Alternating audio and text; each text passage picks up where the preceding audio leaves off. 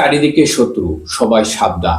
দেশের ভিতরে এখনো ফেসিবাদদের আঁকড়া রয়ে গেছে, শিকড় রয়ে গেছে। ঢাকার ৮ আসন থেকে স্বতন্ত্র প্রার্থী জনপ্রিয় তরুণ নেতা শরীফ ওসমান হাদিকে গুলি করা হয়েছে।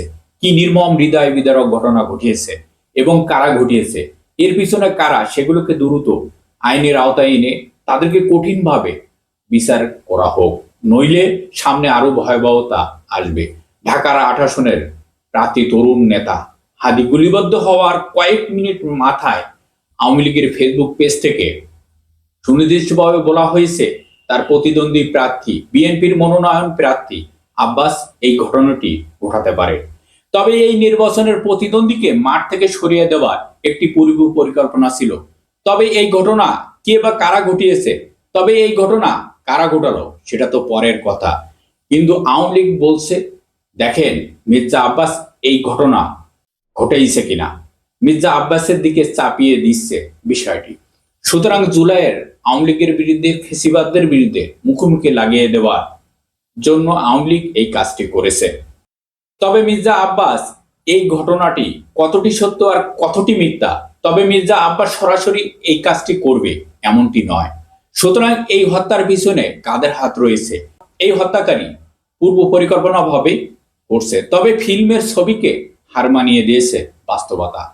হত্যাকারী যে তাকে শুট করেছে সে তো একা ছিল না, তাদের নির্দেশে, তাদের অর্থে দিয়ে, নিরাপত্তা দিয়ে এমন ভাবে সাজিয়েছে, আর সেই নিরাপদে কাজটি করতে পেরেছে তারা। তবে এই কাজটি দীর্ঘদিন ধরে পূর্ব পরিকল্পনা ভাবে ওত পেতেছিল, সুযোগ সন্ধানে ছিল, কবে হাদিকে ফাঁকা পাওয়া যায়। পিছনে সর্বক্ষণিক ফলো করত এই সন্ত্রাসের বাহিনী। তবে হাদি উসমানের সাথে হয়তো তার নির্বাচন প্রচারণায় তারা অংশগ্রহণ করেছে। তবে এই বিষয়টি ছাত্রলীগের কোনো ছোটখাটো নেতা ছিল না, একদম মাফিয়া গ্রুপের প্রশিক্ষণ প্রাপ্ত সন্ত্রাস ছিল। ঢাকা উত্তরে ছাত্রলীগের সন্ত্রাস বাহিনী, ছাত্রলীগের সহসভাপতি ছিল সন্ত্রাস বাহিনী। তাদেরকে ফ্যাসিস্ট শেখ হাসিনা কোটি কোটি টাকা দিত অপপ্রচার চালানোর জন্য।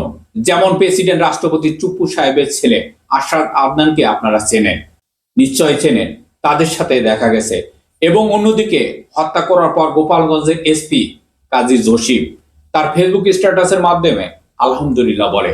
তবে এবার খেয়াল করে দেখেন বিষয়টি, এই যে বসুন্ধরা মেজর আক্তার আওয়ামী লীগের সন্ত্রাসীদেরকে প্রশিক্ষণ দেয়, সেই প্রশিক্ষণ পায় কোথা থেকে, এরা কোথায়? সেই মেজর আক্তার এই খুনি 6 মাস আগেও 2টি অস্ত্র সহ ধরা পড়েছে, জেলে ছিল। তাকে জামিন দিল কে? দাউদ খান তার নাম। এবং এই খুনির সাথে প্রেসিডেন্ট রাষ্ট্রপতি চুপ্পু সাহেবের ছবি আছে, আব্দুল হামিদের ছবি আছে, চুপ্পু সাহেবের ছেলে আশরাফ আদনানেরও ছবি রয়েছে। সুতরাং এই হামলা তাদের স্বার্থ হাসিল করেছে। এদিকে এমনটাই বলা হয়েছে, কারা বলছে, যেমন নিকুল, রুমিন ফারহানা, মাসুদ কামাল এবং তুষার আব্দুল্লাহ, এরা কিন্তু আদায় করেছে। এমনকি কাদের সিদ্দিকী বলে আওয়ামী লীগ ছাড়া তারা নির্বাচনে যাবে না। বিএনপি বলেন, জামাত বলেন, এনসিপি বলেন, এবি পার্টি বলেন, এরা যারা আওয়ামী লীগের লোকদের সশস্ত্র ছিল, প্রশ্রয় দিচ্ছিল, তাদেরকে ভদ্র মনে করে যে কোনো ভাবে তারা মারা যেতে পারে। চারিদিকে শত্রু, সবাই সাবধান। এই ব্যাপারে সতর্ক থাকতে হবে বিএনপিকে, জামাত ইসলামকে এবং এনসিপিকে। জুলাইয়ের গণ অভ্যুত্থানের পর বিএনপির ওপর থেকে মানুষের আস্থা অনেকটাই কমে গেছে এবং এদেরকে কাজে লাগাবে আওয়ামী লীগ। অপরাধী সিন্ডিকেট ভেঙে চুরমার করে দিন, নইলে আপনারাও টার্গেটে আছেন। আর এখন থেকে আপনাদের সাবধান হওয়া উচিত, সতর্ক হওয়া উচিত। সামনে আরো ভয়াবহতা বিরাজ করবে। সবাই সাবধান, ভালো থাকবেন। আল্লাহ হাফেজ।